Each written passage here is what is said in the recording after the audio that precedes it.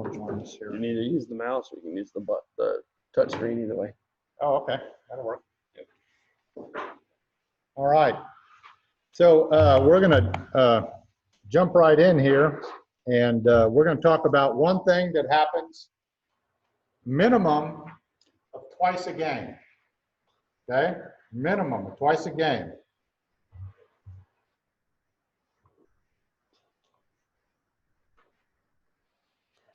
Okay, so we're going to go back to our definition first, right? Free kick is a kick by a player of the team in possession.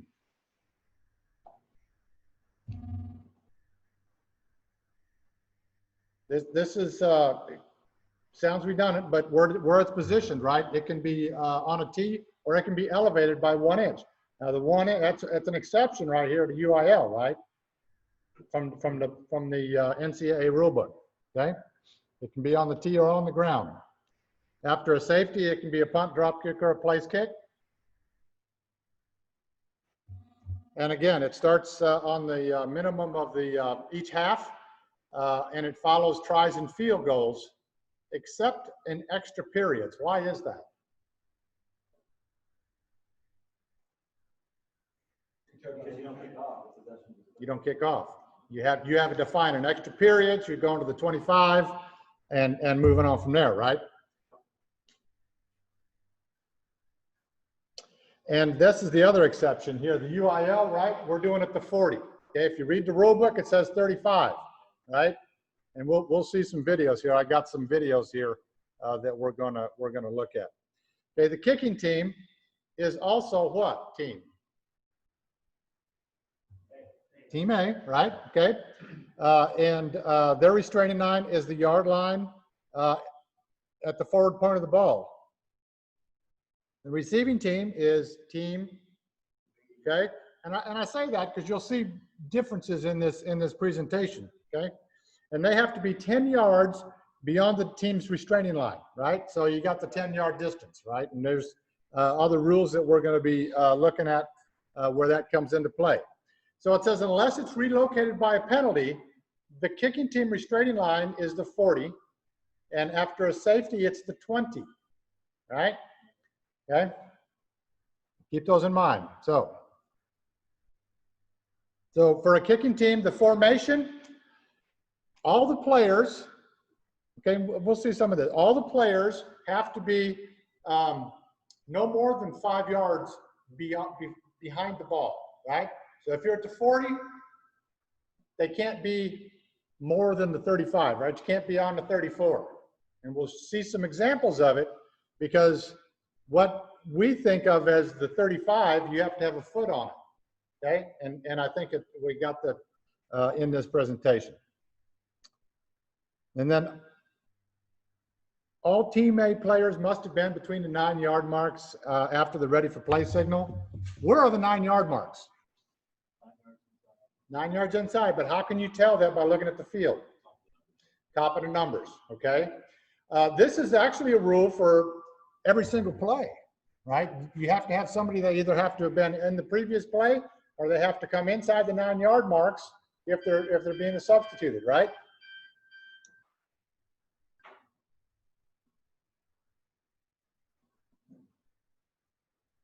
Okay. When the ball is kicked, team A must have 4 players on each side of the kicker, right? And we'll go into that when we talk about mechanics a little bit. Players must be behind the ball except the kicker or the holder, right? If you have a wind-blown tee or something like that, and he gets up there and he puts his knee down, or he gets up there on the line, right? He's the exception. The ball can be placed anywhere between the hash. So you notice if you ever go to these fields, and you've seen these that we've shown here, they got an X on the 40, okay? He doesn't have to put it on the 40, on that X. He can go on anywhere along there that he so chooses. I have a question on the 9-yard marks. A lot of these fields that probably don't have the lines marked on the fields. So is that just basically our estimate based upon our description? Yeah. You're going to see that even in the JV games, they'll have numbers. Okay, and again, don't get picky on this. You know, what's the purpose of the rule for the 9-yard marks? to know who's in and who's not. That's one. Prevent deception is really the biggest key, okay? You don't want them to have to run a bunch of people over there and, you know, try to figure out who's in there and who's not in there on the other side, right? So the guy comes in, has to make the 9-yard marks. So what I'll do in varsity games, in JV games, I don't do this much, okay? But in varsity games, if I have a guy coming in from my sideline, only on my sideline, and he's coming in and he's gonna set up outside, you know, by the numbers, I'm gonna tell him you need to get inside before you come out. He knows what that means because he's been told, right?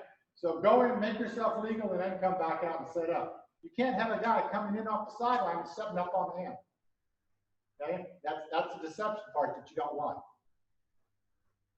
And again, that's in all plays, right? Really, it's in all plays. And then all Team A players must be inbounds behind their restraining line. Their restraining line is 50, okay? So kicking team restraining line is here, and then the 35, and you can't have anybody this side of the 35 that doesn't have a foot on the line. All right, we'll see some examples. And I got a couple of videos where you'll see the players line up and they got their hand on the line and both feet are behind the 35. It's an illegal formation, okay? Not allowed to do that. Receiving team restraining line, right? This is pass, so you got the 10 yards. So why 10 yards? What are some of the things that goes on in that 10 yards? Read about it. It's an onside kick, of course. You don't rule on wedging and all that other stuff. Full kick, you can't block until the ball's past the 10-yard line. 18 can't block until the ball's past that 10-yard line. So if it's a squib kick and it's only at the A, team A is firing out instead of going for the ball and they're nailing people, then that's a penalty. That's a penalty. So that's even though it's an onside kick or you said a full kick, no blocking before they're allowed to touch the ball, right? If we're going to be correct in our definitions, the foul.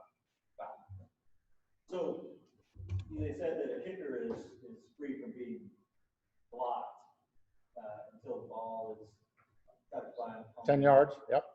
Touched by an opponent, called dead or whatever.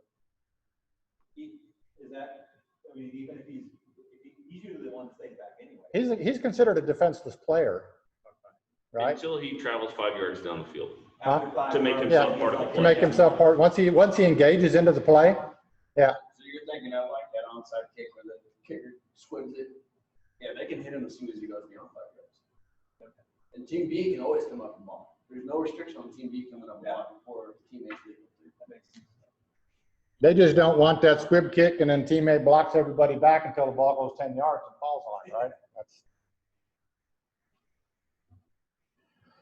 okay.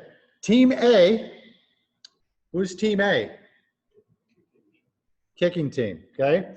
Can gain possession if they catch or recover the kick beyond the team B's restraining line, which is, right, or after a team B player touches the kick. So if it's not gone 10 yards and team B touches the kick, it's live, right? And they can be recovered. After the ball touches the ground or any official beyond team B's restraining line, even if it bounces back for some reason, okay, wind or whatever carries it back, once it's gone beyond, it's beyond and it's live after that point. It has to touch something beyond. Touch. You can't just go beyond and get the Player, official, the ground, right? And then any other touching by team A is illegal touching. All right, it's a violation, right? There's no penalty for a violation. And the ball becomes dead, giving the receiving team the privilege of taking the ball at the spot of the violation. Forced touching is disregarded. Guy's getting blocked down there, and he's blocking this player, and hits him in the back before it's gone 10 yards, right? Then he's deemed not to have touched that kick, right? He's blocked into him some way, somehow. You mean not to touch the kick, it's still live ball. Well, so what did we say? When the ball is live for anybody to gain possession or to get on it, right? So the receiving team is not allowed to get the ball before it goes 10 yards, right? So if they're being blocked, right, before it's gone 10 yards and it touches him, right, he's deemed not to have touched the ball. Okay, you don't see that very often, right? Because you know your team receiving team's not going to come up and block him into the ball, you know. But if it happens, he's deemed not to have touched the ball. But After 10 yards, it doesn't matter, right? It doesn't matter, and we're talking in this short window of 10 yards, right? After 10 yards, it's pretty much live, right? Isn't that part of the rule that if it's gone 10 yards, either team can recover?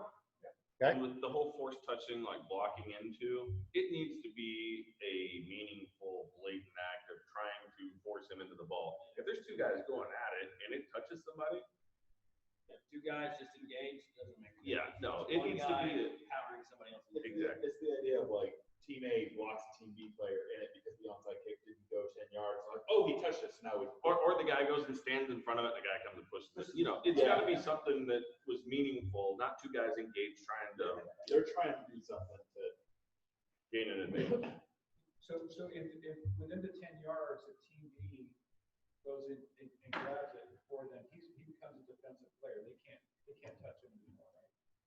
Well, if the receiving team touches it before it goes 10 yards, He can advance it. he can advance it. It's live. I mean, if he recovers it and he's on the ground, the ball's dead, But right? He picks it up and scoops it. And we'll see that. He's now a runner. Yeah. So an inbound player touches the ball, either batted or illegally kicked by an opponent, he's deemed not to have touched it. So a free kick that is caught or recovered by the receiving team, the ball continues in play. There's to your point, right? If he does it, doesn't matter where, right? 2, 3, 4, 5, 10 yards, 20 yards, you know, it doesn't matter. Goal line, doesn't matter. Okay. If it's caught or recovered by the kicking team, the ball becomes dead, right?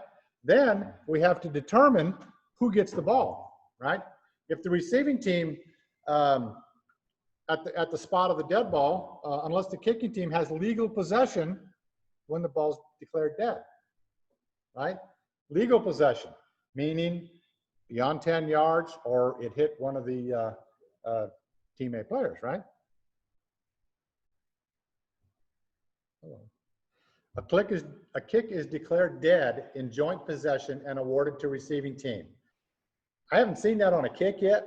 I've seen it on a pass. I think this is important because there's other spots in the rule book where it talks about the team, if it's team A, team B, what the pass would be considered. Yeah. That it would belong to team A at that point, so we want to make sure we make the difference that it belongs to team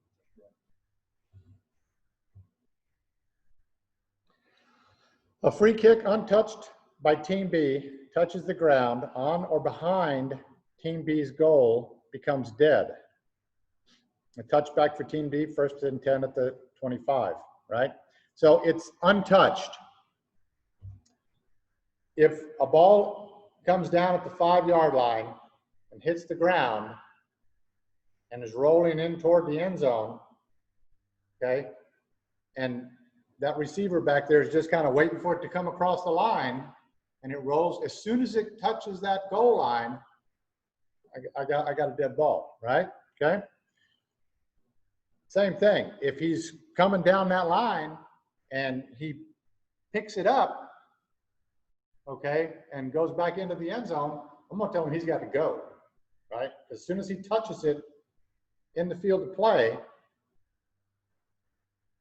we're going, right? We're starting the clock and we're going. So I just tell him you got to advance it, or I'm going to tell him if it's laying down there, says you got to cover it, You don't have to.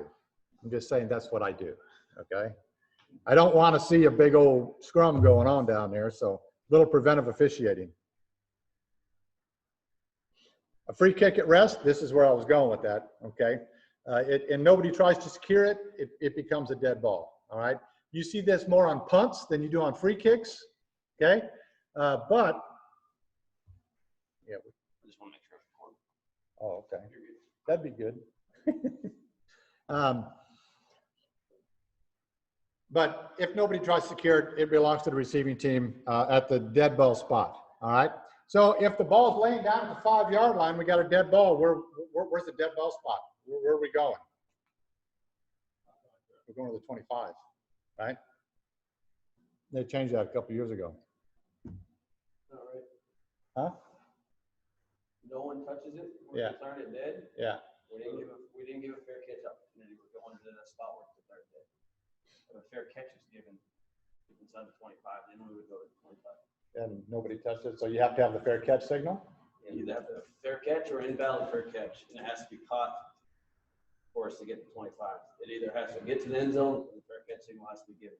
If it's declared dead because nobody touched the 5, that's their fault. They're getting there for 5. On a kickoff. Oh, it's one of those obscure rules. You don't see it, but now you see why I say you got to cover it. Yeah, right. You see it, it'll be the first time. Yeah.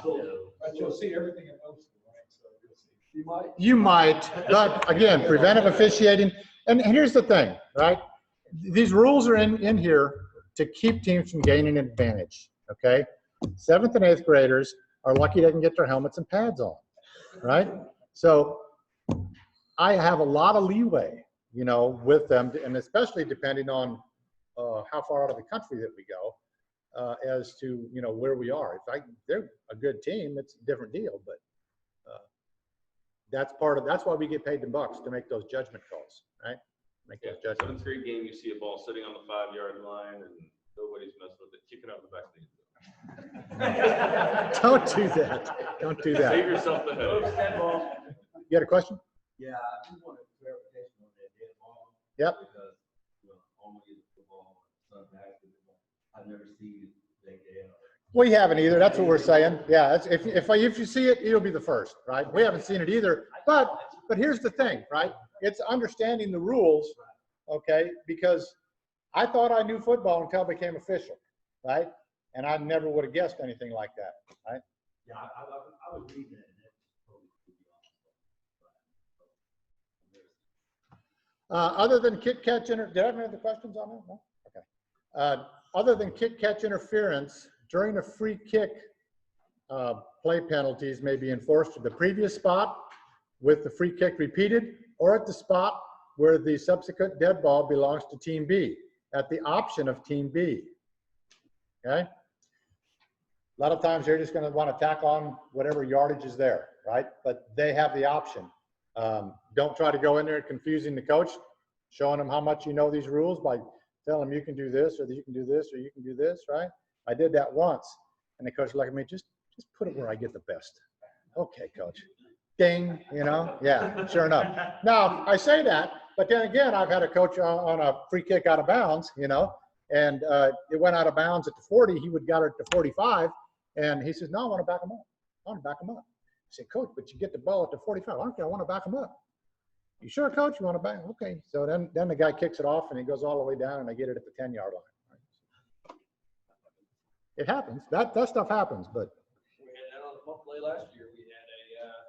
We had given the option of re-kicking it or taking it at the 25, and they re-kicked it and they got it at 5. Yeah. So coaches have to coach themselves sometimes.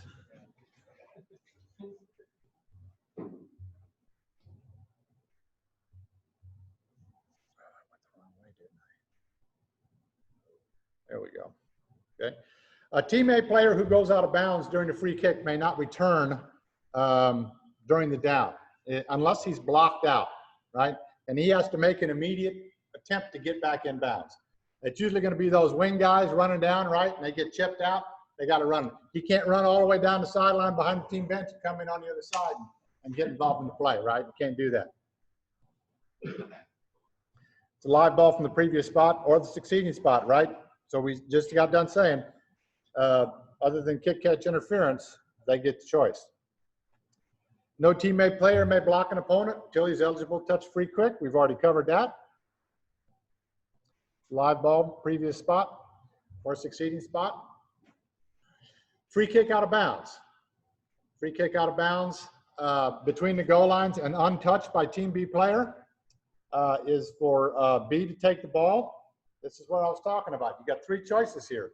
30 yards beyond the team, the kicking team's restraining line, or 5 yards from the previous spot and re-kick, or 5 yards from the out of bounds spot. Okay? That's what I'm saying. Don't go in there and coach, you got these three options. I know them all, man. I studied this, right? I got all three options here. Here you go. And I kind of look at you. Hey, we go back one slide. There is a rule change that I want to make sure we did not update on that slide. I want to make sure we address. It's not a big deal, but just in case you're reading in your view, right there, where it says no teammate player may block an opponent. No, hold on. A teammate player goes out of bounds during a free kick down may not return in bounds during the down. So there's a editorial change this year where it says a free kick play. Difference between a free kick, when it says down, it means from the start of the kick until the play's all the way over. Oh, Now, true. There's an editorial change that says, and I need to update this slide. Yeah, This yeah. is a free kick play, meaning if he goes out of bounds after possession's been gained and they begin advancement, it's no longer foul. Goes out of bounds, they can put it back in. But if he goes out of bounds before possession is gained and comes back in at any time during that play, it's in a foul. Does that make sense? Yeah. The same thing will be for scrimmage kicks. That's an editorial change for this year. So Yeah, that was new. Good catch, man. Good catch. So in Yeah. theory, they could, if they went out of bounds and they wait until possession. No. they go out of bounds and then we still deem it During during the kick. the kick, okay? So that's where we have to know the definition of a kick and the running play, right? After possession. Right. So you have the kick play, right? The kick play, but during the kick, now this says a free kick down, and we need to make that during the kick, right? During the free kick. During the free kick. Free kick play. Because Right. That's the interval between the ball being kicked and it being possessed. Right. That's a change. That's an editorial change. And honestly, you're probably never going to see this happen. But if you're taking a test or you're looking at something, looking at rules, you might get caught on that little piece right there, right? Does that make sense? It's a little editorial change from 2019 to 2020. I need to update that. So once it's caught, and then he goes out of bounds, you can come back in. Yes, once it's caught, yes, it's correct. Sorry, Mike. If he goes out of bounds after the catch. What that does, and the Okay. reason for that editorial change was our deep wings were losing focus on what was important. What's important is the blocks around the ball carrier, right? We don't need to necessarily focus on some guy running down the sideline or not. Once that ball's caught, our focus needs to transition there. We can leave that guy alone now. Does that make sense? Yeah. Okay.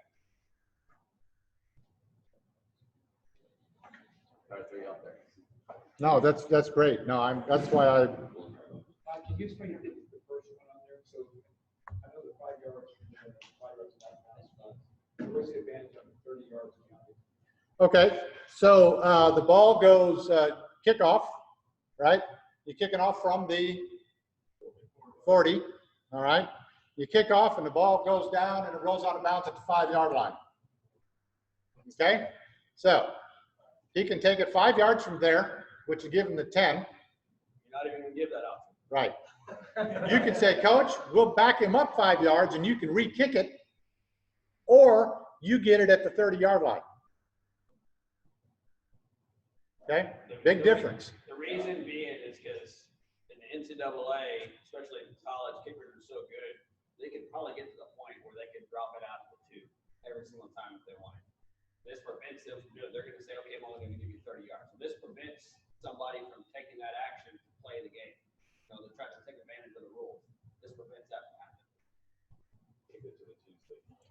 Yeah, and they still kick it in. They still kick it into the corners, right? But we have other rules that help with some of the safety stuff in here, and we'll look at those too.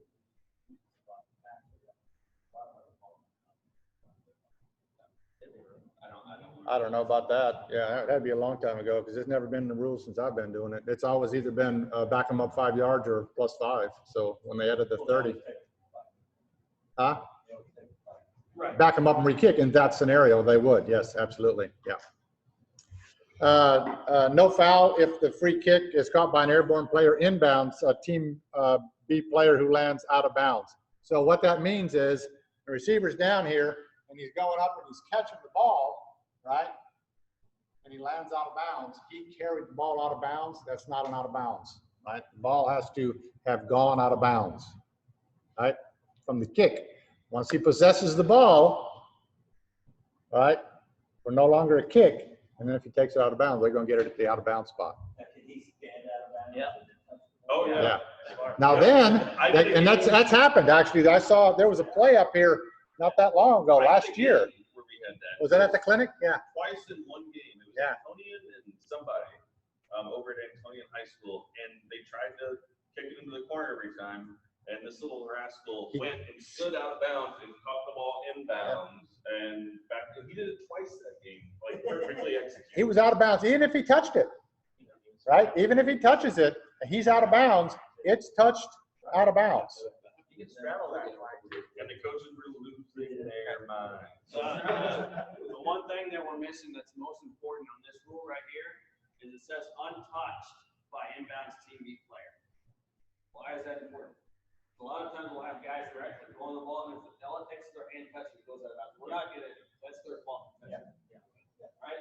We've seen that happen plenty of times. Where that guy's snowboarding, he touches it, it ends up going out of bounds. We're not gonna give team B them at 30 yards for the +5. He did touch it. Marks where it goes out of bounds. Marks where it goes out of bounds. So you're gonna notate that you saw him touch the ball. Yeah, yeah. And so what we mean by that is if he touches it and the ball continues to go backward, right, it goes out of bounds there. And if he happens to hit it and it falls and it rolls forward out of bounds, right, that's where he's going to get the ball. Okay. Let's see. Kick catch interference. Team B player in position to catch a kick must be given an unimpeded opportunity to catch it. When in doubt, it's a foul. And there are a couple of things that a foul before the receiver touches the ball. Team A player enters the area defined by the width of the shoulder, width of the receiver, okay, and extending 1 yard in front of him. Now, I've been watching some of the chit chat going back and forth. There's a Facebook page up there with some officials on there, and there was a play when the guy was getting ready to catch it. And the guy was standing off on the side, and he was within the 1 yard, okay? The guy caught the ball. The receiver caught the ball, right? He caught the ball with the guy standing right next to him, and it was like, should this be KCI? You know? And you talk about, you know, going back and forth. It was probably 50-50 said yes, 50-50 said no. By the letter of the rule, by the letter of the book, it's not, okay? And if he had dropped that ball, okay? If he had dropped that ball, I would have said KCI. But by philosophy. That's philosophy. By philosophy, he caught the ball. I got nothing. All right? By the letter of the book, I got nothing. But what is the, you hear me say this again, what is the reason for the rule? It's player safety, right? But to give him an unimpeded opportunity to catch the ball. I had a play years ago. The guy come running around, okay? He wasn't in front of him. He came running by, and he threw his hand up in the air, right? Went over the top of him, and he was way off on the side of him. You know, I didn't have a kick catch interference on that play, right? Because he wasn't in front, he wasn't on the side. But I was He's standing in front of the guy. standing in front, different deal. Yeah. In that space, it doesn't matter whether the guy catches 3 times. It's like in the NBA, you know, they go up for a layup and they get fouled, but if he makes it, okay, no foul. I mean, that's. If he's in that space, I probably got it most of the time, right? Even if he catches it or it doesn't, right? Because he should have been given that opportunity. You're going to see a lot of our guys, they won't call that because he caught the ball. That's just a philosophy. So I won't call it if he caught the ball and it was clean and he was fair caught. Yeah. No, I mean, we're just you don't want to nitpick the rules, right? You want to keep the fairness of the game involved and keep that fairness in mind when you're making the rules. Okay, you don't want to nitpick the rules to death. Safety, do not nitpick the shit out of it. Excuse me, but, okay? I don't care. Safety is the #1 thing. I don't care. How do I scratch that off the video? I think that's perfect. Okay. Somewhere before we leave that out. Yeah, yeah. So it's a foul if the kicking team contacts the potential receiver, right? Simultaneous to him or first touching, any contact you're going to call. There's no foul for interference if the player was blocked into him. Again, right? If he's blocked into him, he's deemed not to have touched the ball. He's deemed not to have touched the player, right? Or interfered with the catch. This protection ends when the kick touches the ground or any player, team B in the field or in the end zone. But the protection continues if when kicked, the ball is immediately driven into the ground, strikes the ground once and goes into the air in a manner that is kicked directly off the tee. Where are you going to see that? An onside kick, right? The guy goes up and he hits it into the ground and hits the ground, right? Well, that's where this rule came in. I forget how many, wasn't that many years ago when they put that in there because the kickers were getting pretty smart because they would pooch that ball, right? They would get up there and pooch it up and it would try to get in there and catch that ball and they would be getting the interference calls, right? Well, because at the time you didn't have that, it was, if it touched the ground, the ball was live, right? So then they could do that and they get up in there. So they added this rule to it, okay? So you have to be sure that whoever's on the line watching the kick knows whether or not that ball is driven into the ground or not. Okay, that's going to be your wings on your kickoff. It'll be the H on the 3-man, and it'll be your H and back judge when you go to 4-man, or the H and L when you go to 4-man. Absolutely, absolutely, 100%. He has the unimpeded opportunity to catch it. #1, #2, he can absolutely call a fair catch. When it's batted into the ground, but it's one bounce. Okay, one bounce only. If it hits the ground, bounces a yard and hits again, all bets are off. Okay, one bounce. It's driven into the ground and goes up. That's what they were trying to do, is try to get it up in the air because it hit the ground, and then they could, all that blocking and all that interference was all gone. And that actually I had a call similar to that, and it actually got changed after that season, but that's the reason it's there, okay? So that's a live ball foul, right? Contact interference with the kick is a 15-yard foul. So before we leave that, let's talk about a scenario or two. So it says live ball foul 15 yards from the spot of foul. We understand that. What is it if we have that ball driven in the ground, goes up in the air, team B player standing at B48, waiting to catch the ball, and team A comes right in front of B49, jumps up and catches it right in front of them? What do we have? We got kick catch interference. KCI. Because he did, even though he didn't contact him, he did not give him an unimpeded opportunity. He was in position to catch that ball. That's the key, in position, right? In position to make the catch. You can have a long, high kickoff that ends up around the 20, 30-yard line, and that receiver is looking for somebody to block, and he's going up there, and this guy, kicking team comes in, and he runs behind him, and he catches the ball, right? They could be 5 yards away, right? But that receiver was not in a position to catch the ball, okay? If he's up looking, and he's trying to catch that ball, the opportunity, he has to be able to maintain that wherever he goes on the field, right? It's up to the defender to avoid the receiver, okay? The only other scenario that we're going to have, and it's going to be, again, a rare one, but if for testing purposes, you may see it in a JV game. If we have a pooch kick where we have a KCI foul, when there was a fair catch signal given inside the 25-yard line, it's no longer spot of the foul. It's enforced as if you would have completed a fair catch. On the 25, yeah. Enforced from the 25. Yeah. Make sense? Yeah. The only way I could ever see that happen is if we relocated the kickoff due to foul after the score, and they were kicking from the B45, get a 15-yard penalty and sports alike. Then we may have a boost that gets within that 25, fair catch signal given, KCI, we then enforce it from the 25.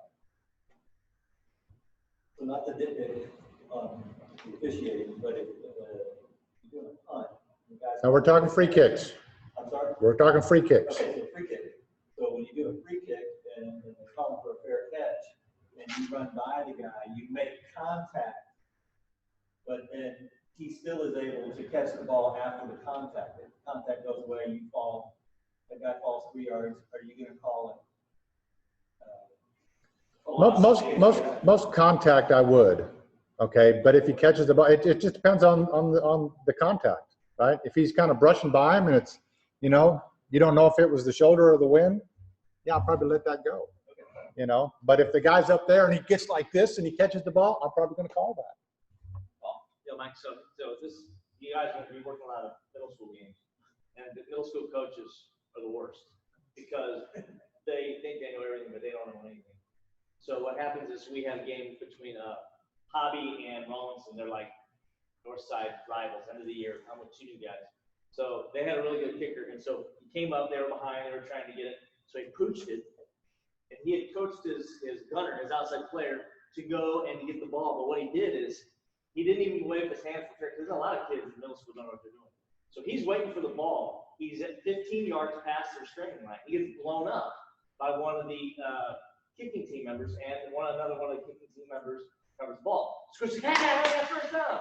And I'm throwing the flag, and he's like, well, what are you doing? It's like, they went 15 yards. And you know, he caught the ball. It's like, no, you did not give this kid a chance to catch the ball. He said, well, but he didn't do a fair catch. It doesn't matter. And so a lot of those coaches don't know the rules. So you just got to be strong and firm if you believe you know the rule, because they'll try to talk you out of it. The middle school coaches, a lot of them don't know what the rules are. They will put questions in your mind. Right. Now, high school coaches do that too. They like to. Okay, we'll go through these other ones here pretty quick. The wedge by the receiving team, you can't have now, it's more than 2 shoulder to shoulder, right? So if they're standing on there, and they have to be on the same yard line, right? If it's a yard behind, okay, one's here, and even though they're shoulder to shoulder, there has to be separation, okay? They just can't be on the same yard line moving forward together, right? No foul when the kick is obvious onside because everybody's trying to get in there. That's a 15-yard for that. The kicker protections, go back to what you were going. He may not be blocked until he's advanced 5 yards or the kick is touched. Here's some other common fouls. Blocking below the waist. I've got one of those we can look at here. Illegal block in the back. This is called a lot on free kicks and punts, okay? Here's the thing with the illegal block in the backs. Be sure that you see the play, okay? Because to be an illegal block in the back, what is the definition? Make contact where?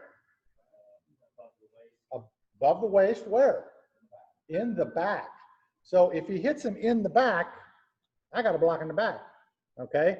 But a lot of times you'll watch these block in the backs and they're hit from the side, okay? Or you got one hand on the side, one hand on the shoulder, you know? So be sure you see the whole play before you call that block in the back. Offside, make it big. Again, don't nitpick it unless there's an onside kick, right? But kicking team on the kickoff, they start to get up in there, right? And the guy's getting a yard and his foot's across about the time the kick goes, right? I'm kind of going to let that go if we're going downfield. But if we got an onside kick and the same exact thing happens, I'm going to get them off sides, right? If you're going to go and you're going to try trick plays, you better execute them to the T, right?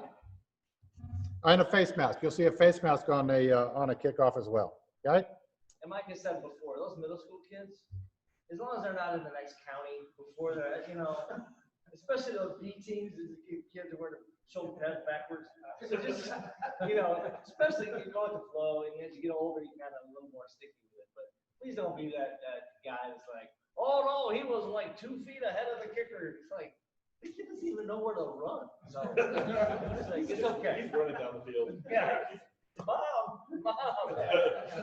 Here we go. On free kicks, a valid fair catch signal gives you protection. What is a valid fair catch signal? Right? Above your head, right? And you're waving, okay? An invalid fair catch signal does not provide protection, okay? But the KCI rules still apply if he's in position to get the kick, right? What does that, what happens if, well, let's just go through it here. It'll probably tell us anyways. Any waving prevents an advance of the ball, right? So a lot of people think that, you know, get away, right? The guy picks it up and he can run. No. If they get away, that's an invalid fair catch signal, right? The only thing that we'll allow typically is if he's going up and he's trying to shield his eyes from the sun, right? And if it's the lights or something, I don't buy that. So, you know what I'm saying. Just don't be fooled. But know that any other signal is typically going to be an invalid fair catch or valid. Okay. If there's any advance, it's a delay of game, right? It says don't be picky. Okay. Because somebody may get that and he didn't think, he thought he gave the gave away signal, right? And he gets up and starts to run with it, right? And we're blowing it, we're shutting it down. It's dead. Okay. We're not gonna penalize him for that. Coaches may want it, but say, coach, no, we got it. It's all okay, right? Shading the eyes is permissible without waving the hand. That's what we just said, right? The signaling player may not block until the ball is touched, right? So you got receivers down there. One of them's giving a fair catch signal, and his buddy next to him, he's going to catch. The guy that gave the fair catch, he can't block until that ball is caught, right? He's not allowed to. If he didn't touch the ball, he can't block anybody else, right? And if they give the fair catch, he really shouldn't be blocking anyways.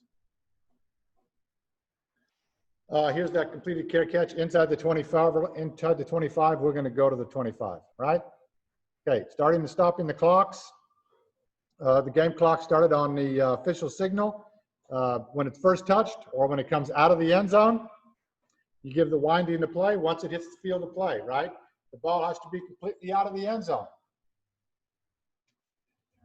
You don't start the clock. If the ball's hitting at the 5-yard line, that's not live. The clock isn't running, right? The ball has not become, it's still a kick, right? And it's not going to be run the clock until we've changed to a run, okay? Some way, somehow. If it's in the end zone, you don't start the clock. If he catches it in the end zone, he doesn't have to bring it out. But if he starts to bring it out, he needs to make sure he gets all the way across, right? Don't start the clock on a fair catch. Stop the game clock when it's by rule. So let's look at a couple of positions here real quick, okay? Now, I'll do this in every JV game. I usually work H, right? H is the head linesman, right? Head linesman's going to be working with the chains, okay? So your position is going to be on the 50-yard line, and I'll go out to the 50-yard line, and I'll go, guys, this is your 50. This is your yard line, right? I'm going to let them know you can't go beyond here until the ball comes to you, right? Don't let them know. L's going to have the ball, and he's going to be at the 40. Your referee's back on the goal line. Right? H goes to his position. L goes off to his position. We're going to tell the referee we're ready for play. He's going to mark the ball ready for play. Now, what the L's going to do while he's in there, right, is he's going to instruct the kicker. He's going to say, here's the ball. Place it on your tee. But do not kick the ball until that referee blows his whistle and marks the ball ready for play. Do you understand? Yes. There's the ball. You give him the ball and you go back to the sideline and there goes the kick. So, but do the instruction, okay? Do your part. Mark, how do we let the referee know that we're ready for kickoff? That's a, okay. Just raise your hand in the air, right? I'm ready, right? I've counted my 11, right? I've got my 11. We're ready to go. Either team If either team doesn't have 11, hey, coach, you need to get another guy out here. Okay? I'm not going to let it kick off if I don't have 11. I'm not going to let it kick off if I got more than 11. Yeah, we're gonna get that guy out. Okay? We're not going to give them a cheap foul. Okay? 4-man free kick positions. Notice that the L now has moved to the goal line with the referee, and they work the pylons. Your umpire now has the ball, assumes the same responsibility, so he's going to provide the ball and instruct the kicker, right? He goes to the sideline. You're going to mark the ball ready for play, tell the referee that we're there. And now then, if we go to free kicks, there's a short kick. Why do we have short kick? Short kick is onside kick, right? So this is the line that we're trying to protect now, right? Because that's what, 10 yards in advance of where the kick is, right? So that's the critical line, because there's all that stuff that we just talked about that can't happen until that ball crosses that line, right? Or we have to know where that ball was touched before, a lot of things that we have to know. So they're gonna, H&L are gonna stand there, beanbag in hand, right? So that if the ball is touched, before it goes 10 yards, I got a beanbag down, right? That lets everybody know I got touching. I got first touching by the kicking team, right? If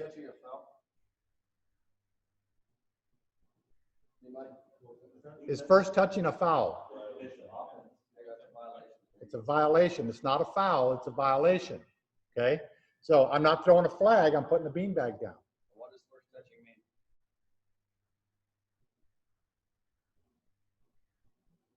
Team T has the privilege of electing to put the ball in play their net. Regardless of what happens during the play. Kick, fumble, whatever, right? Somehow the kicking team ends up with the ball. Teammate says, nah, we'll take it over here with first touching. Okay? First touching at an enforcement spot. Yes or no? True, false? False. It's never an enforcement spot. It's only a spot where they can elect to take it from. There are occasions where first touching is also the dead ball spot, but it's simultaneous. The first touching is the spot where Team B can elect. The spot where Team B has possession at is where our enforcement spot would be. If we had a foul by Team B. So Mike, you said on the short kick, and usually That's rare. when I've been scored, you can't be surprised they're going to do it. They're going to do like a short kick, right? If I'm already positioned in 4-man, already over there on goal line at 4-man, all of a sudden they do the short kick. Yeah, you have to know it's when you have to kind of get game situation kind of thing, right? Two things, right? Game situation, right? End of the game, team just scored, you know, they're down by 6 or less, right? Or 7 or less, right? They're going to try to go for the onside kick, or, you know, within the, you just kind of game situation, right? Know when it is. The other thing is that if they do it all the time, you can move up. You know, again, game awareness, game situation. Now, here's the key. Once you move to short kick mechanics, you work short kick mechanics the rest of that half. Okay? There's no going back. Once you get into that mechanic, you stay in that mechanic, right? Because you don't want to let the other team know that you see something maybe or heard something or whatever, right? You're not trying to give anything away, right? So once you get to that mechanic, you stay there. That's why typically it's at the end of the game. So here's a couple of mechanic that you'll find in those mechanics books, okay? The L is going to count the kicking team, okay? When you count the kicking team, you get the thumbs up, right? I got 11. And we talked about how he points out the referee and says, don't kick it until he marks the ball, right? H&L, check the sidelines to make sure all non-football players are out of the restricted area. Where's that restricted area, right? We saw that week 1, right? That's that yard line mark, okay, between the coach's box and the field. And don't let them kick off until that happens. Don't tell the referee, I'm ready to go if you got guys in the white, all right? Get up there and move them out. Guys, get back. I'll do that on every kickoff when I work this. I'll get a team, on my sideline, players, get behind the numbers. I'll go set the numbers up on that player yard line, right? I'll go put those back there, and then the coaches, so I get them all back, and I'm like, come on, guys, get back. Let's go, right? Move them back.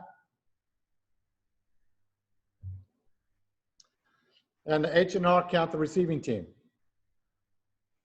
All raise your hands, right? And then when the R drops the ball, drops his arm and sounds a whistle, we're ready to go. Four-man crew is going to take the count kind of the L, right? He's going to explain to the kicker, only kick it on the referee's signal. The U and the H count the kicking team and ensure everybody's clear on the sidelines. The R and an H count the receiving team and check the sidelines to make sure that they're out of the way. Say the R and L, but that's okay. Didn't update that. Yeah, I was wondering where the L was on that. Oh, look at there. Proofreading this stuff, huh? On the JV games, these are the two mechanics they use. Yes. Yeah, 3-man and 4-man. Yeah. Random situations, there may be 5, but that would be unique. That'd be unique, yeah. And then we all raise our hand and we're ready to go, okay? So after the kick, You go out to right? Concord in the middle of October with rock, 300 people from 5-man.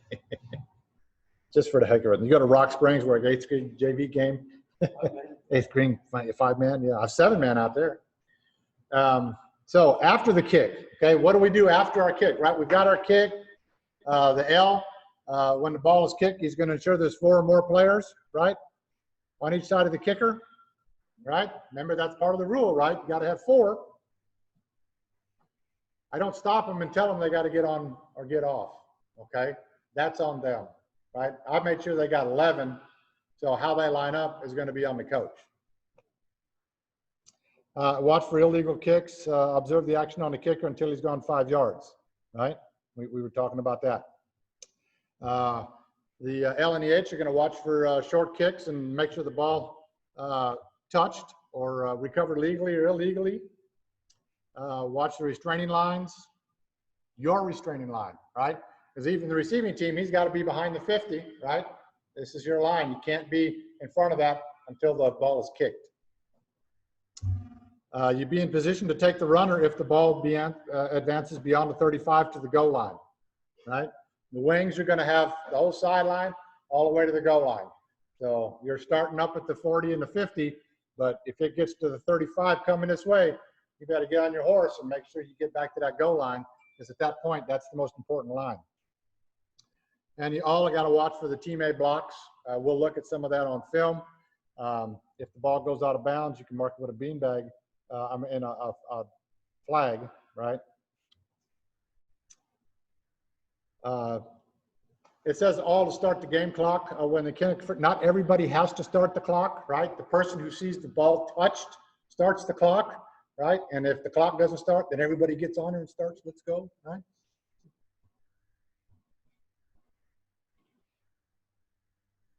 Four-man crew, we'll go through these pretty quick.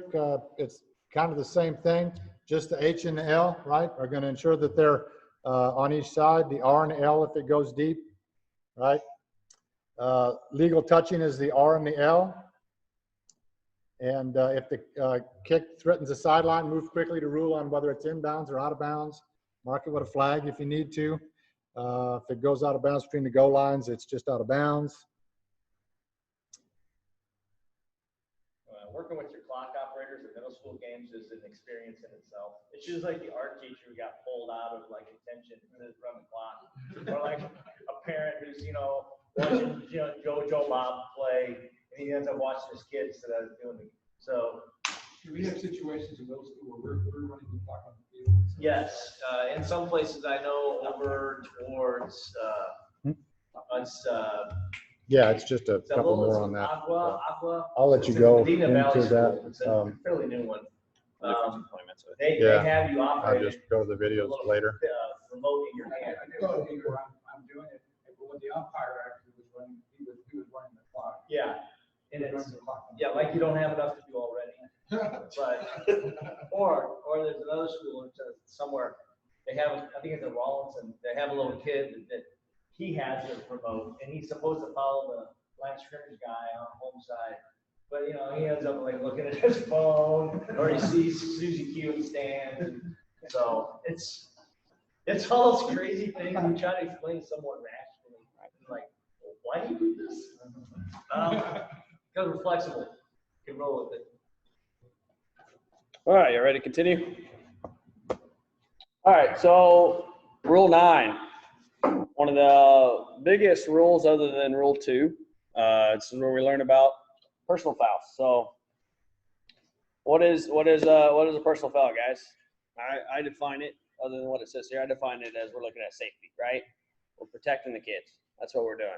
We're looking at what should not be called because we want to protect the kids. So all fouls in this section, unless noted, and any other acts of unnecessary roughness are personal fouls. And where it says except as otherwise noted is this section also includes our holding and that type of thing, right? The penalty for personal fouls, 15 yards. For dead ball fouls, it's 15 yards from the succeeding spot. What that means is, obviously, if it's a late hit out of bounds, something like that, we're going from where the end of the play was. Automatic first down for fouls by Team B, if not in conflict with other rules. And penalties for Team A, live ball personal fouls behind the neutral zone and enforced from the previous spot. With the exception that safety if the live ball foul occurs behind Team A's goal line. So flagrant offenders shall be disqualified. What does that mean? What does flagrant mean? There is malicious intent to create an act, right? So guy standing out all alone and someone just goes and blows them up, we might consider that flagrant, you know, depending on what the situation might be. All right, for Team A fouls during free or scrimmage kick plays. Oh yeah. Enforcement may either be at the previous spot or the spot where the subsequent dead ball belongs to Team B. Why does it say field goal play is exempted? We have a different set of rules that we do for field goal plays. For Team B, personal fouls during illegal forward pass play. Enforcement is at the end of the last run when it ends beyond the neutral zone and there is no change of team possession during the down, or if the pass is incomplete or intercepted, or if there's a change of team possession during the down, the penalty is enforced at the previous spot. So what does that mean? If we had a roughing the passer, if we had a hands to the face, if we had a targeting, whatever it might be, and we had a turnover on that play, we're then going to go back and force it from the previous foul, as long as that foul happened before the turnover, right? All right, so flagrant foul. All flagrant fouls require disqualification. If by B, then add a first down for A in addition to the yardage and DQ. Not all disqualification fouls involve targeting. I know a lot of guys getting caught up in the DQ is only with targeting. No, we can have flagrant fouls at targeting. So we can have a punch thrown. We can have another disqualification could be too unsportsmanlike. So we can have multiple reasons to have a disqualification. Touchdown right after that, the entire student body stormed to the field on homecoming. The Hawks got the victory. This one is the So what do we have there? Illegal stomping. We got a strike, right? So after the play, personal foul, strike, or step, whatever you want to call it, kicking by number 4. Depending on your view of it, you might call it flagrant, you might not, right? That'd be a dead ball foul from the succeeding spot, right? So that team does not get to repeat that down. Right. Whatever down would have been. So let's say it was second down and he gained 2 yards. We're going to enforce it from that spot back.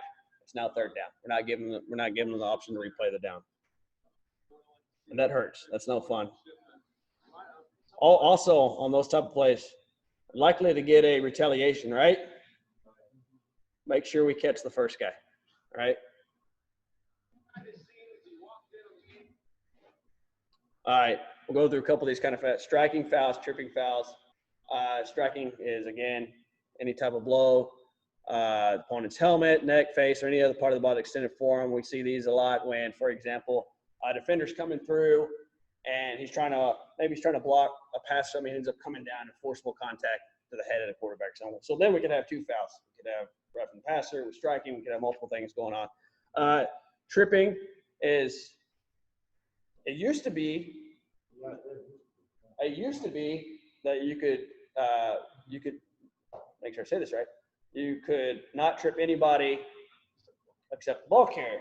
Now, if you trip the ball carrier, it's also a foul, right? And a lot of times you're going to see the intent. You're going to see a guy stick his leg out. You're going to see that leg whip. You're going to see the defender that misses block, and he sticks his leg up as the guy goes by to trip him, right? He has to trip him for it to be a foul, right? There's no foul for trying to trip. That is correct. Understand? There's got to be that contact. Well, we'll see here. The defender's going to come in, comes up high, comes down the helmet. We have a striking foul. Pretty simple. A lot of these guys use good judgment. You know, just because we have an incidental strike, don't turn it into targeting, right? Yes, was it defenseless? Yes, was it the head and neck area? Did we have those other indicators, launch, thrust, anything like that? Just stick with the striking foul, move on down the road, right? So we got this on here because it's funny. I think it's funny. The official shows the striking signal, personal foul, tripping, personal foul, tripping, and they tell the referee to tuck their leg behind their.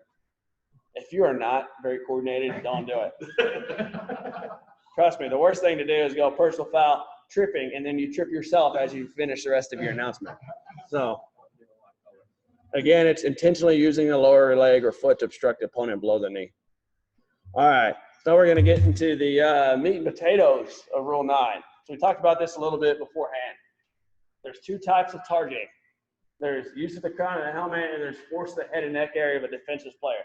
So like we said, if you came in early, when we're talking about targeting and we're looking at plays, we want to first analyze, was the player defenseless? We're going to go yes or no on that. We're going to go through like a chart. And we're all doing this in our head in milliseconds, right? Was that player defenseless? Because if we say no, he wasn't defenseless, we completely take number 2 completely out of the question, right? If he's not defenseless, number 2 is completely out of the question. And then we go to just number 1, which is leading with the crown of the helmet, right? Nowhere do you see in here helmet-to-helmet contact or foul, right? Helmet-to-helmet is just incidental, right? Part of playing football. Helmets are going to hit. That's the way it is. But number 1 is use of the crown of the helmet. What does that mean? That means he leads with the crown of his helmet. Where can he hit the guy at? If he's leading with the crown of the helmet, where can he hit him at? Anybody? Nowhere, right? So if he hits me in the side right here, leading and launching with the crown of his helmet, that's a foul. If he hits me up here, it's a lot more obvious, right? Those are the ones that we're triggered on. Those are the ones that coaches are triggered on. But it's that one where if he leads with the crown of the helmet, and a lot of times we see those late striking ones where the guy's down on the ground and he just dives in and leads with the crown of his helmet. That's where we get 913. But when we're processing all of this, we always want to start with the number 2. I know it's listed as second, but we always want to start with number 2 because there's 2 types of targeting fouls. 913, it would be a lot easier if it said 911 and 912. It'd be a lot easier to explain, right? But it's 914 is force of the head or neck area of a defensive player. 913 is leading with the crown of the helmet. We got that, right? We're good. Okay. And this year, they actually put it as part of it's going to be in the rule book. They actually define the crown of the helmet. Right? They just said that in the past. That if you were out, if you saw that state meeting, you saw where they actually defined the crown of the helmet. Now, the running back comes through, and the running back lowers his head. So the defensive player is trying to make a legal. So he's trying to wrap up, and the running back comes in and hits him. So you're asking, does the running back leads with the crown of his helmet? Right. So I asked this question early on too, and it went all the way to Rogers Redding, who was our former rules editor, and was the czar of all of college football, all of football in general, right? His definition and response back to us: if his name is not Adrian Peterson, it's not a foul. It takes a very strong kid for that to be a foul, leading with the crown of his helmet, right? As a running back. Does that make sense? It's one we want to stay away from. Yes, it may look awful, may look like a foul. We may want to go talk to that kid about protecting his neck, but it's not one that we want to call as officials.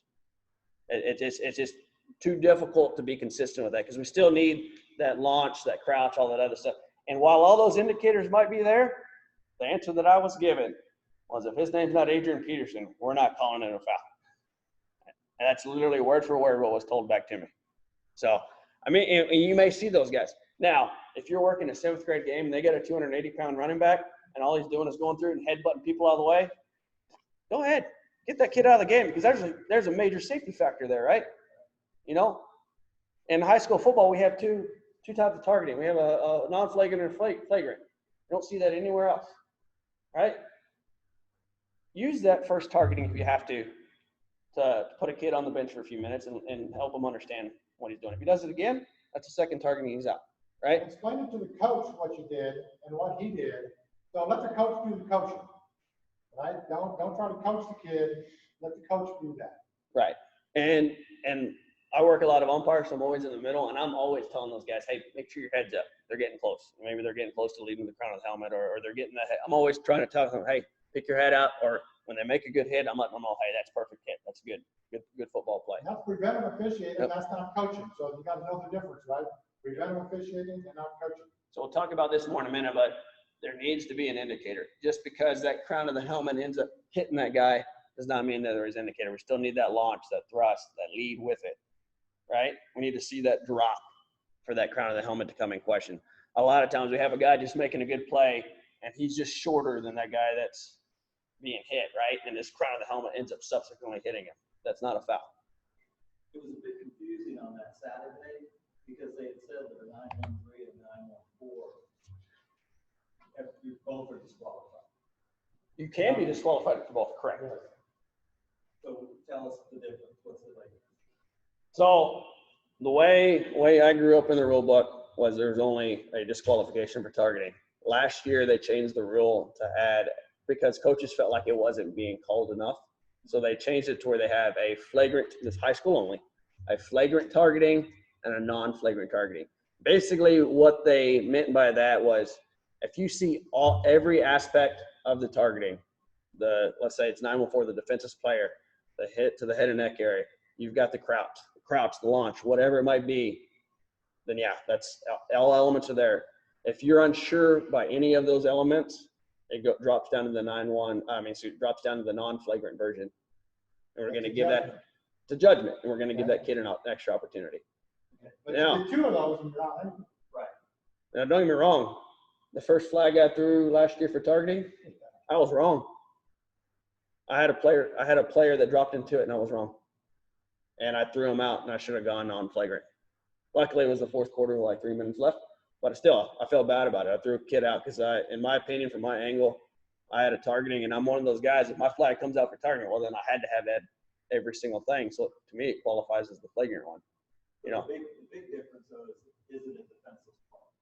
No. It's whether or not you have all aspects of the foul. So if all you have is 913, which is crown of the helmet, but you still have the launch, you have the leading with the crown of the helmet, and it's forcible contact to that player, if you've got all elements, it's a foul. And you can eject them for that foul. Disqualify them, rather. So, and remember this year, another rule change, disqualification for targeting. In high school, we never sent them off the field. But even in all levels, they won't leave the field for targeting. Yeah, they changed that. Yeah, if it's still fighting or something else, they'll leave the field for those. You have to sit up the next game.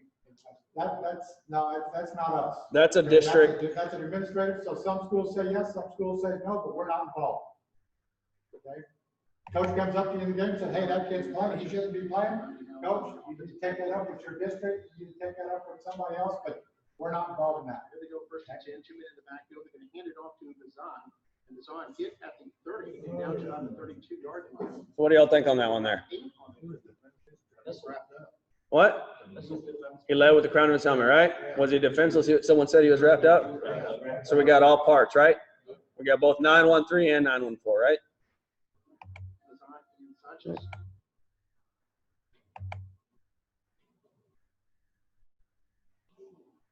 So what do we have here? First question. He led with the crown of helmet. Was he defenseless? 1. So 1. Remember, anytime we analyze targeting, we're gonna go 1. First question, was he defenseless? Yes or no? Yes. 2, was he hit in the head and neck area? He was a quarterback in the act of throwing the ball. That's why he was defenseless there, right? Just the fact that he doesn't have the ball doesn't make him defenseless. Was he hitting the head and neck area? So we got 914 sold. We're good, right? Do we need anything else? No, we got a foul right there. But then what did he do? He gave us an indicator leading with the crown of his helmet. So we got 913 as well, and he launched into him. We got both aspects of the foul. So if he didn't hit him in the head and neck area, Say it again. if he didn't hit him in the head and neck area, And then on this play, he led with the crown of his helmet. right, He saw the foul. out of his helmet, struck the guy, he was defenseless. So we still have defenseless, right? Which gives us the head and neck area as a foul. So you're saying if he didn't hit him in the head and neck I area, would say spirited. I mean, then we still have 913 for leading with the crown of his helmet.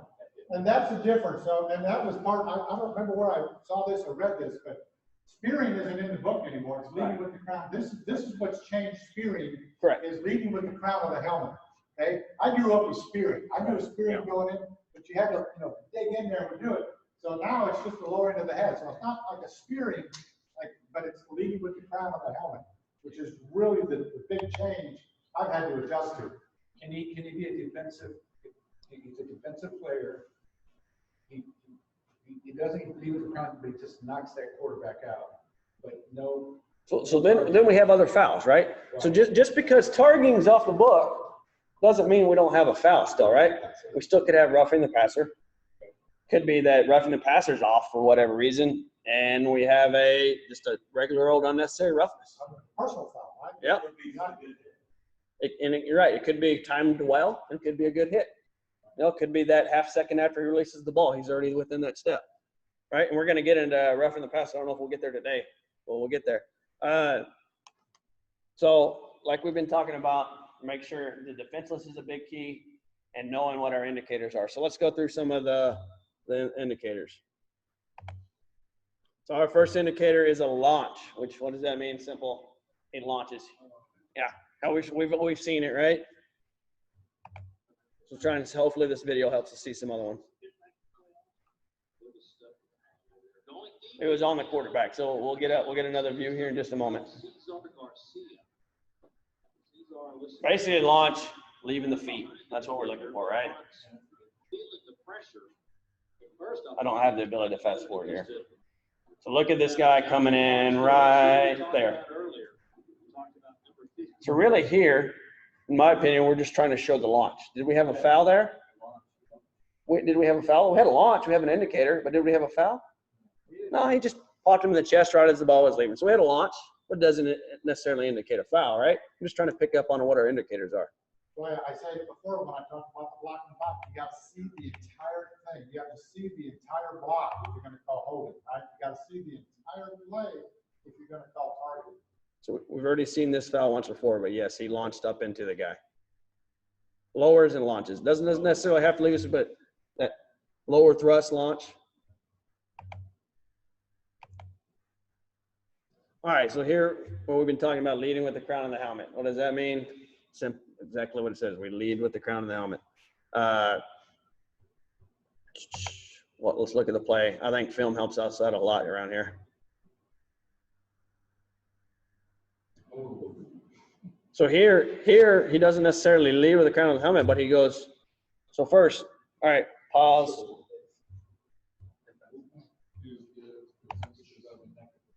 All right, you said it. One, he was defenseless. We know that, right? Yeah. 2, where was the contact initiated at? Head and neck area. 3, did he launch or thrust into him? So we have all indicators for 914, right? Should we call 913 on that? No, it's only a 914 foul, right? He's a defensive player. He was hitting the head and neck area. And we had that indicator of that launch or that thrust. What could he have done? Let's just flip this a little bit, okay? Sure. So, because this is where what we talk about, they're trying to get this type of stuff out of the game, okay? What could that defender have done other than what he did to make that legal? So yeah, perfect word. I hear it a lot. Lower your strike zone. Put it here to here, right? Lower your strike zone. He can go it, he can blow it up with both hands. He can make that exact same hit where that shoulder hits him square in the chest. It might break whatever bone this is right here. Seen it happen, but it's not a foul, right? So that's what I'm saying. Understand exactly what he's saying to know. I mean, we're harping, and this has definitely changed the game. I mean, when I first heard about this, I was like, man, it ain't gonna be football. It's not gonna be the same, but it is. All right, we're not taking any of that out. Football's a violent game, but the safety part of it is where we have to get involved. Right? And the reason why we'll spend targeting is 2 rules out of 200 pages in the rule book, right? So it's roughly 2.5 pages in the rule book. But the reason why we spend so much time on it is it's one of those hot topics, right? Every coach is sitting there yelling on every single play when they see their quarterback get hit or their wide receiver get hit that it's targeting. We need to be able to walk them through those steps, right? I'm not saying sitting there and go, hey, coach, was your player defenseless? Oh, he wasn't? Okay. Well, then there's no foul. Now, I'm not saying do that, but walk them through those steps of what happened. What did you see? And if you can sit there and say, hey, I got a flag down, coach. Hey, that quarterback was defenseless. He had just thrown the ball. He was defenseless by definition, and your guy launched into his head neck area, right? If I can tell that to the coach and I can walk them through it, then there shouldn't be any questions. But when they're asking for fouls, you can say, no, coach, I saw that's a good hit. He put his shoulder right in the chest. No foul. And we move on down the road, right? Walk them through those steps that we're seeing. Don't get into the debate. Defenseless player, you see the launch, he gets hit in the head and neck area, but the guy didn't lead with the helmet. He hit him. Foul. That's a foul. Yeah. 914. First question is defenseless. Second, we had a forcible contact to the head and neck area. So we have a foul. So defenseless, contact below the head and neck area.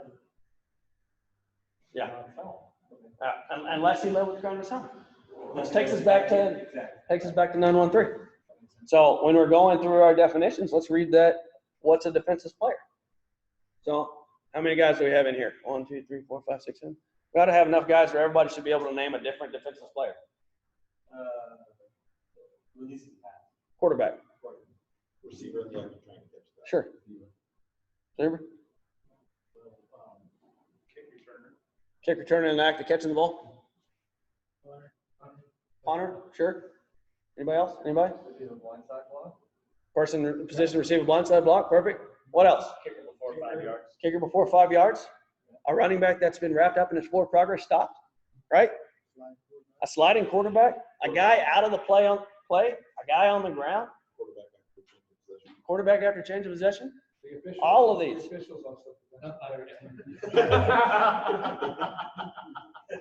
Yeah, but if you come and attack me, I ain't worried about if it's 913 or 914. You're getting early shower either way, and I might be getting one too. If it's hard enough.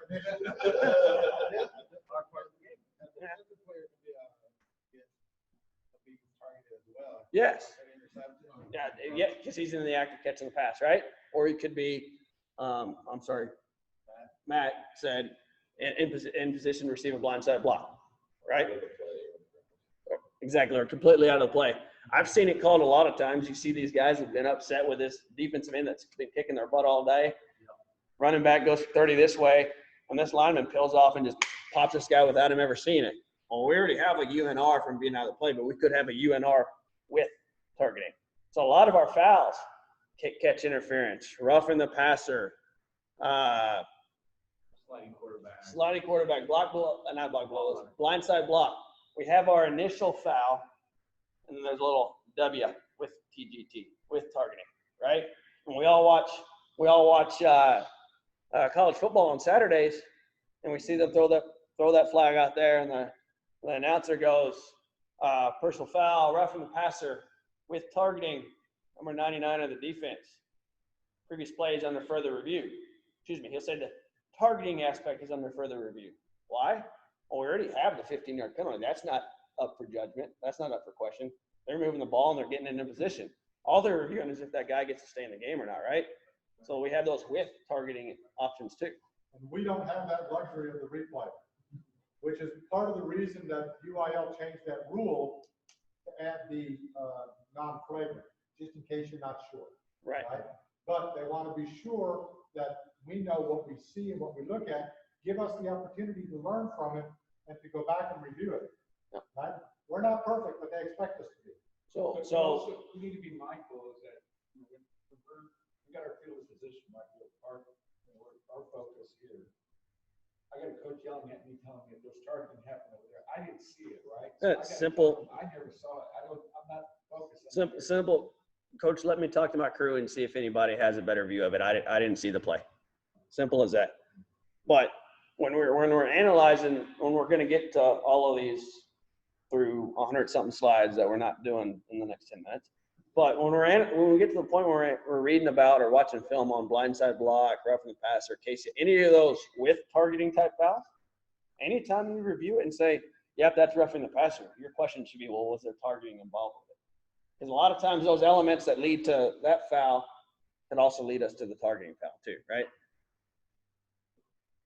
So let's take a look at this one. Oops. It's in really slow-mo. Whoops. Try it again. I don't know what's going on, but I can tell you right now, he's just going to lower this helmet and hit him. There we go.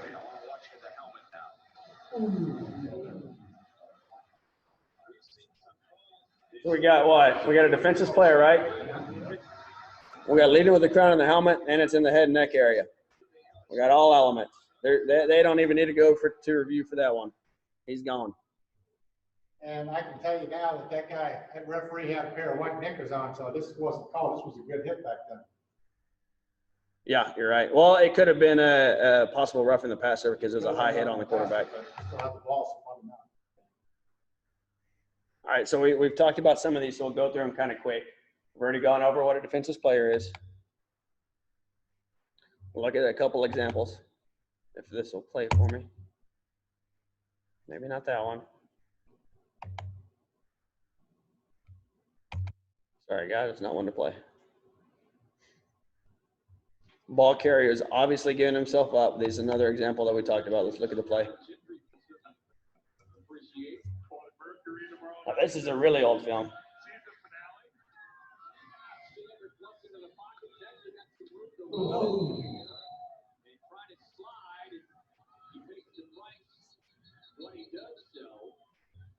All right, so while they sit there and talk about it, we'll talk about it. So we had a sliding quarterback, so obviously defensive, right?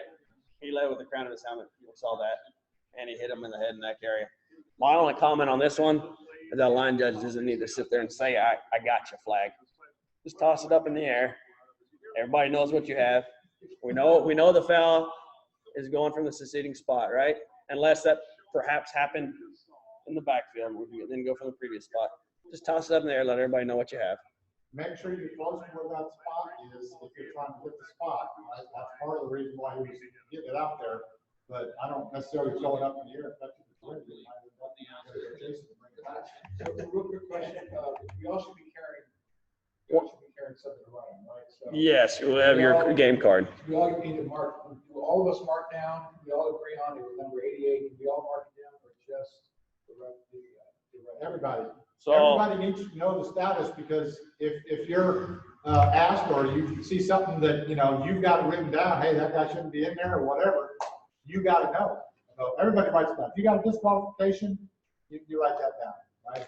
If you have an unsportsmanlike, you write that down, right? Everybody needs to have it, because if I write it down and somebody else doesn't, or we have two didn't write, and it goes, oh, that's his first. Wait a minute. I had number one, back in the first quarter, at this time. So everybody writes it down, and everybody needs to compare notes. all right, we'll go through this real quick, guys. I've called clipping once in 13 years. In 30 years, once.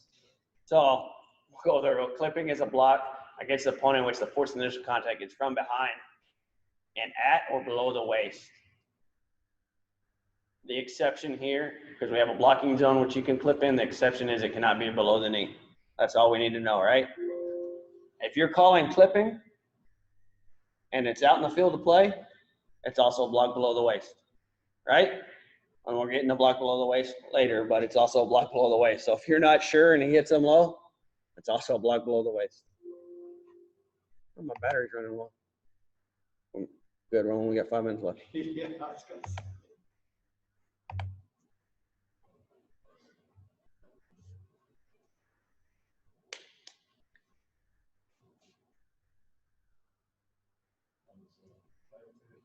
Who's the guard that was pulling down toward the camera?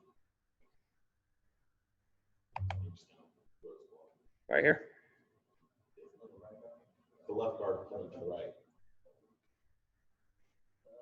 That's not a very good call. I would avoid that one, guys. Yeah, I would not have called that. That's not a good example. No, in any way, shape, or form, that wouldn't have been a good call. No. It was legal. Oh, I did? Oh yeah, if you read the deal, I say. There you go, guys. But he didn't clip it. We got him above the knee.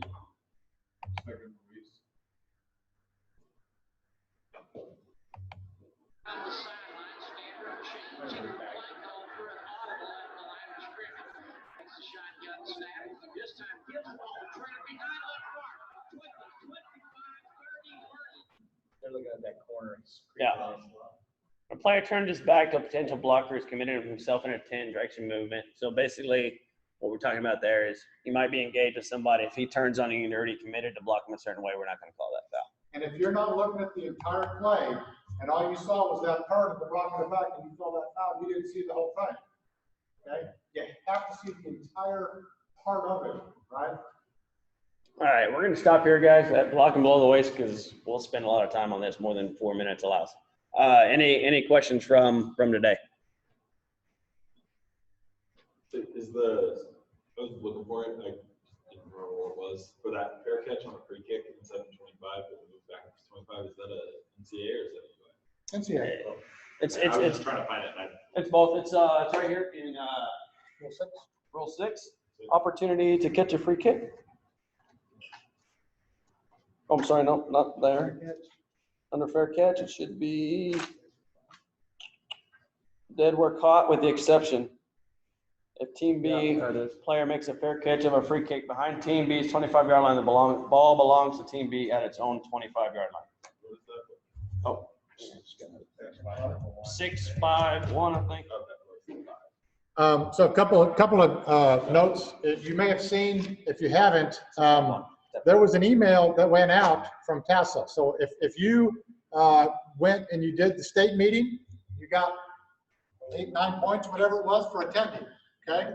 Now there were supposed to be 13 breakouts on that day, right? They didn't get through. They didn't get through them all. All right. But they're going to air them. They've taped them and they're going to air them. Okay. And there's going to be dates that they're going to air them on. If you signed up for that state meeting, you're going to get an email, and because you're a new member, it's going to point you to the new member area, but you also may get one for the other breakouts as well, right? So you get to pick and choose. They're on different days at different times, all right? It's education, right? You don't get any more points, okay? But it's education. And I would encourage you to go ahead and jump in there and have a look at them. I happened to get one, the first one they got, and it said it starts at 2 o'clock, and I got the email at 6. So, I got a question real quick. Yeah, if we have a targeting in a sub-varsity game that is non-flagrant, are we reporting it on Arbiter? yes, Non-flagrant ones too. non-flagrant, any targeting foul, Okay. you will report. Put it in Arbiter, and I don't think you have to make a UIL report, but you do have to put it in Arbiter that you've got that, because they're trying to keep up with how much we call, and if they get to go back and look at it, if there happens to be film of it, they could. But we need to look at that. Did you get the rest of these names? Yeah, I got everybody there. Yeah. If I didn't get you checked in, come and see me before you leave so I can get you checked in. But anyways, I just want to remind you, you'll see those emails coming out. I encourage you to go ahead and jump in there and have a look. And I believe Wednesday, the new members starts this week. So if someone wants to share that link to me when it comes out, I'd like to sit in and see what they talk about, because I don't have access to that link. So what you're going to see a lot of great. is what we've got here that we've been looking at, is what we've taken a lot. I didn't think it was they were going to have it, so I'd used a lot of that information. Yes, so at state, they have a really good new members module. Like I've had mentees the last 2 years, and I had them, they went to state meeting with me, And instead of going to all the breakouts that the experienced referees officials do, they have like their own special modules that they walk the new guys